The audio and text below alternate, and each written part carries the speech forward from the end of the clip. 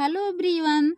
आज मैं आप लोगों के लिए लेकर आई हूँ भक्ति काल की सगुण भक्ति धारा की कवयित्री मीरा जी को। मीरा जी का जन्म 1498 ईस्वी को कुड़की गांव मारवाड़ रियासत में हुआ था। इनकी प्रमुख रचनाएं हैं मीरा पदावली, नरसी जीरो, मायरो। इनकी मृत्यु 1546 ईस्वी में हुई थी। मीरा सगुण धारा की महत्वपूर्ण भक्त कवयित्री थीं। वे कृष्ण की उपासिका होने के कारण उनकी कविता में सगुण भक्ति मुख्य रूप से मौजूद है।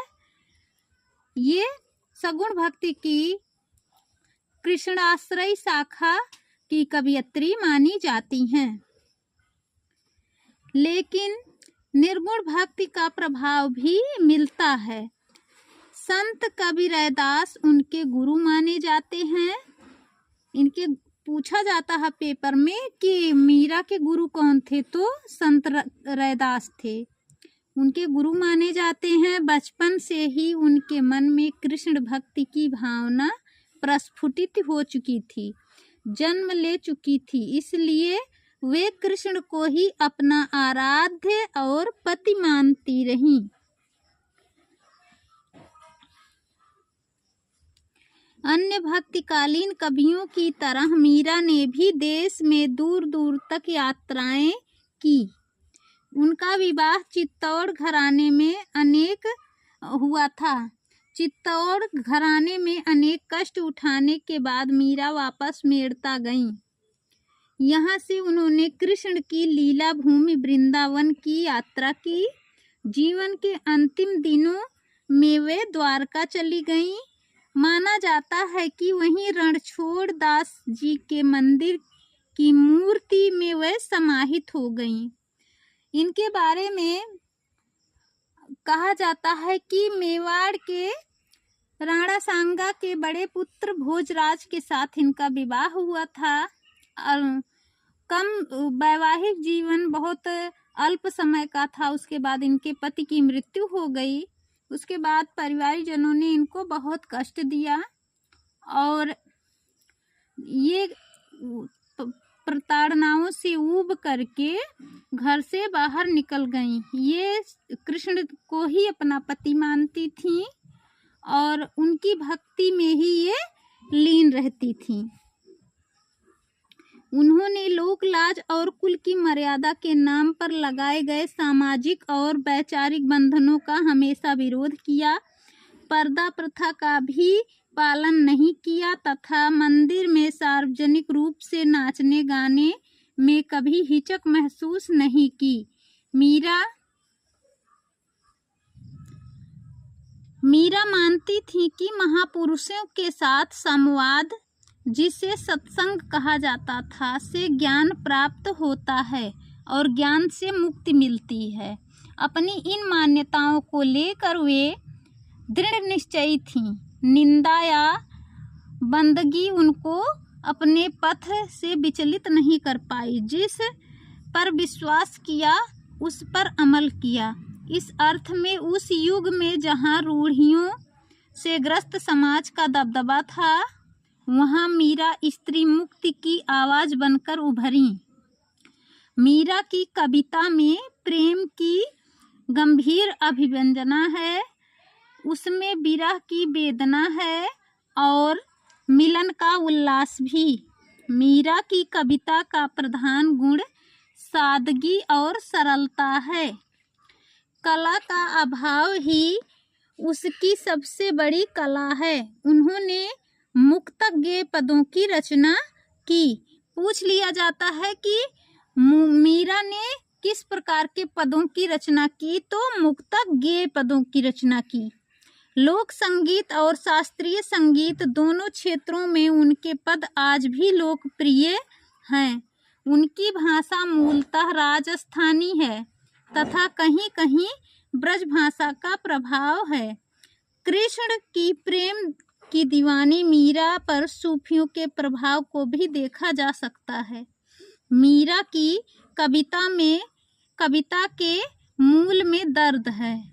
वे बार बार कहती हैं कि कोई मेरे दर्द को पहचानता नहीं, ना शत्रु ना मित्र।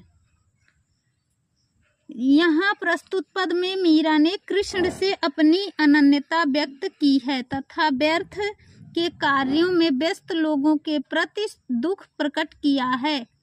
पद नरोत्तम दास स्वामी द्वारा संकलित संपादित मीरा मुक्तावली से लिया गया है। आज हम आपको मीरा के जीवन परिचय से भी अवगत कराएंगे और मीरा के पद से भी आपको अवगत कराएंगे। पद है, मेरे तो गिरधर गोपाल दूसरो न कोय। मीरा कहती हैं कि मेरा जो कुछ भी है, जो भी है, सर्वस्व मेरे कौन है? गिरधर गोपाल अर्थात श्री कृष्ण ही मेरे सब कुछ हैं और उनके अलावा कोई अन्य व्यक्ति मेरा कुछ भी नहीं है। जाके सिर मोर मुकुट मेरो पति सोय। वो कहती हैं कि वही कृष्ण मेरे पति हैं जिनके सिर पर मोर का पंख विराजमान है। छाड़ी दई कुल की कानी कहा करी है कोई। मीरा ने कहा कि मैं कृष्ण के लिए अपना सब कुछ छोड़ सकती हूँ, अपने कुल की मर्यादा को छोड़ सकती हूँ। मुझे कोई क्या कहता है उससे मुझे कोई फर्क नहीं पड़ता है। कहा कहीं करी है कोई कुछ भी कहे मुझे उसका कोई अफसोस नहीं है। संतन डिग बैठी बैठी लोक लाज खोई।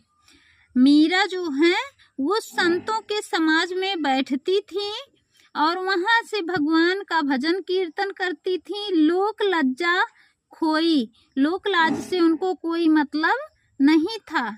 आंसुअन जल सींच सींच प्रेम बेली बोई। उन्होंने इतना कष्ट सह लिया था कि वो भगवान श्री कृष्ण के प्रेम में इतना अनन्य विलीन हो गई थी कि वो उनके बिना अधूरी थी। वो उनके लिए इतनी चिंतित रहती थी, इतना आंसू उनके नेत्रों से बहते थे। वो श्री कृष्ण को प्राप्त करना चाहती थी। प्रेम बेली बोई, वो आंसू बहा बहा करके अर्थात कीर्तन भजन गा गा करके श्री कृष्ण को प्राप्त करना चाहती थी। अब तबेली फैल गई आनंद फल होई।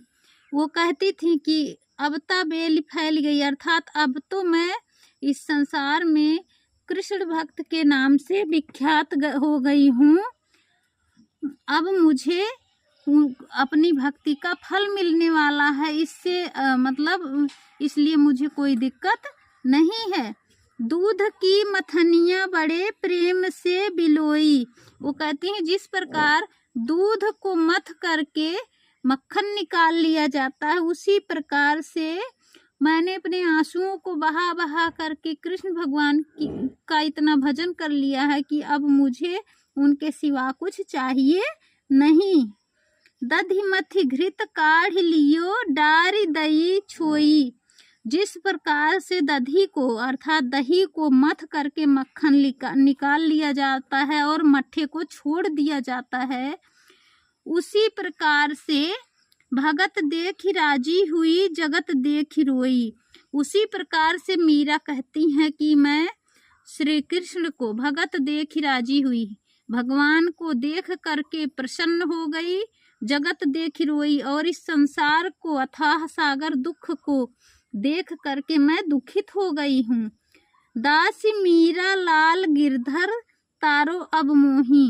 वो कहती हैं कि हे श्री कृष्ण मैं आपकी दासी हूँ। हे गिरिधर अर्थात पर्वत को धारण करने वाले चक्रधारी मैं आपकी दासी हूँ। अब तारो अब मोही, अब मेरा उद्धार आप कर दो। आज हमने आप लोगों को भक्ति काल की कृष्णाश्रयी शाखा की कवयित्री मीरा जी से अवगत कराया। यदि आप लोगों को पसंद आए मीरा जी का जीवन परिचय और पद, तो वीडियो को लाइक सब्सक्राइब शेयर करना ना भूलें। यदि आपके कुछ नहीं समझ में आया तो आप कमेंट बॉक्स में लिख करके पूछ सकते हैं। धन्यवाद।